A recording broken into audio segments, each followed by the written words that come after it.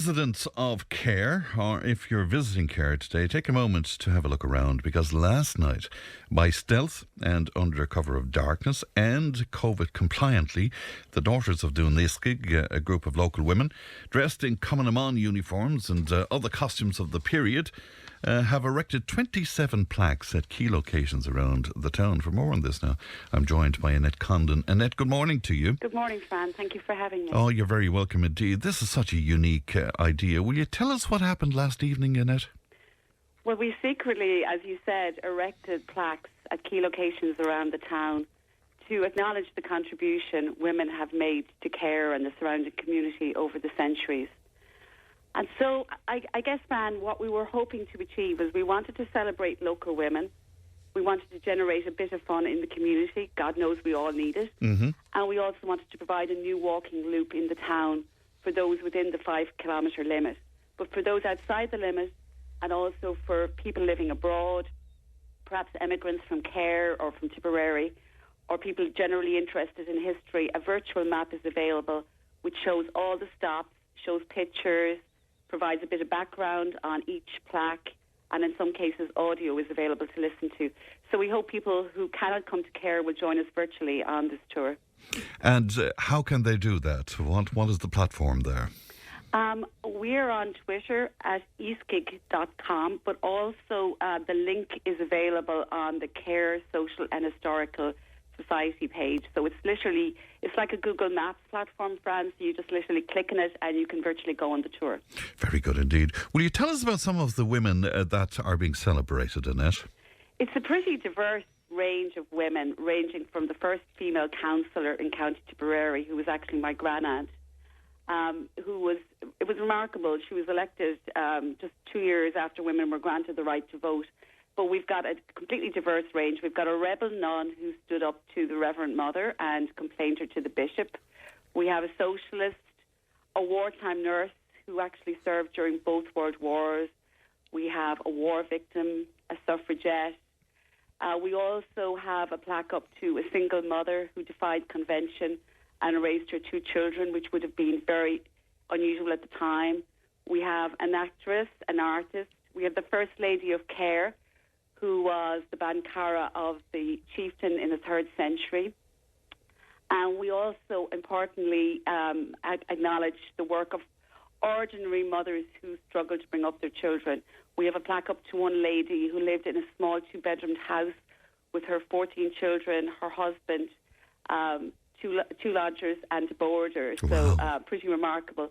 We also, Fran, and we wanted to do this particularly, we have a plaque up to the unwed pregnant women who were sent to mother and baby homes.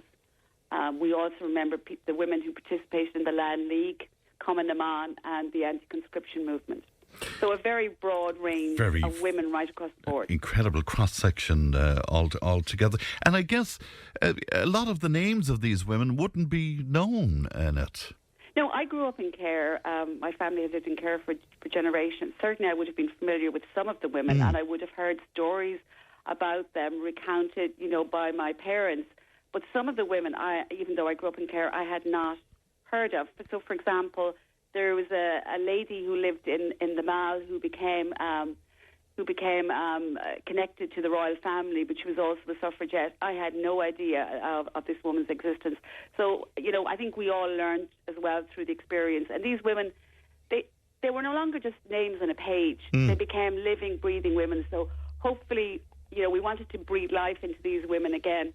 Which is terrific. In these years of commemoration as well, I'm quite conscious, Annette, of how an awful lot of women have been written out of history. That's true, and that's really what we wanted to address, because it's important we acknowledge their role. And I also personally think young girls need strong role models. Yeah. But this was not specifically just a women's project. We enlisted the support of local historians. And we've enjoyed widespread support across the community. The local historical society supported us. Tipperary County Council supported us. We got funding from Tipperary County Council and the Department of Tourism, Culture, Arts, the Gaeltacht Sports and Media. And importantly, I just want to say a big thank you to all the people who live or run businesses in the locations where the plaques were erected. We took them into our secret because we obviously asked their permission. And we also would like to say thank you to the local Gardaí, particularly Sergeant Ray Maloney and Garda Jenny Goff. They were hugely supportive of this community initiative, and have also asked us that people continue to adhere to the 5-kilometre limit until such time as restrictions are eased.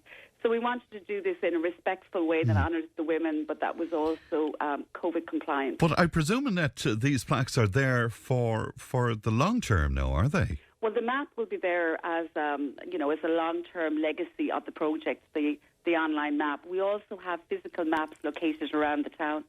But Fran, while the plaques are temporary, we hope that the County Council will consider erecting permanent memorials in due course.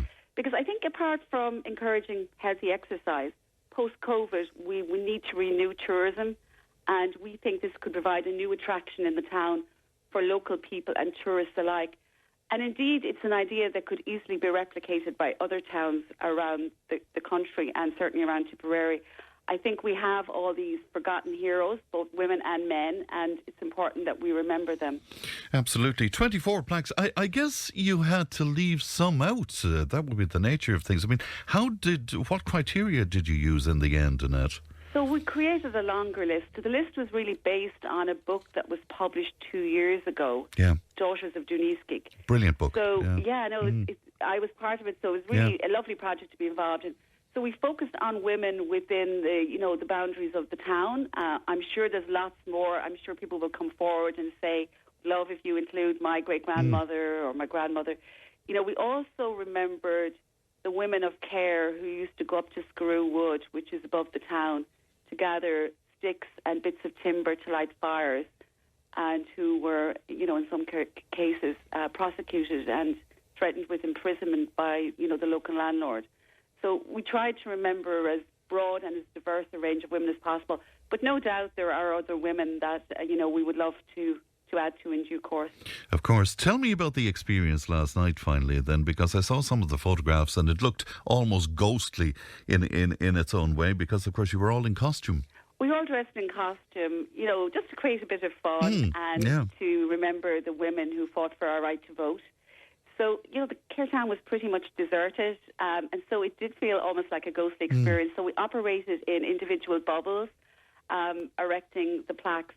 I guess before the overall event took place, to create a sense of fun in the community, we worked with Care News, who posted a series of, I suppose, cryptic and enigmatic photographs showing us from behind, arriving at Care train station to celebrate International Women's Day, a shot of us at Care Abbey, and then a shot of us from behind walking down Castle Street, just to kind of create a bit of... Oh, they were brilliant. And they were almost sepia-like photographs as well, weren't they? Yeah, absolutely. So it was great fun to be part of. Yeah, well, listen, I think it's a fantastic idea. And just to remind people again, if they want to have a look online?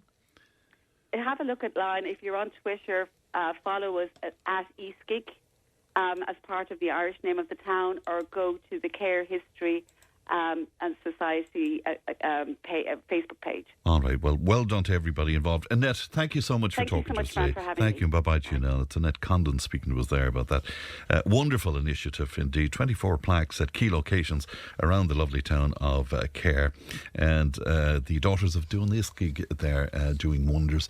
All right, we'll take a break, back with more. Tipp FM's Tipp Today with Fran Curry. In association with Slattery's of Pecan, Tipperary's main Peugeot dealer. Slattery's Garage Pecan, the name you can trust for over 50 years in the Premier County. Slattery'sGarage.ie.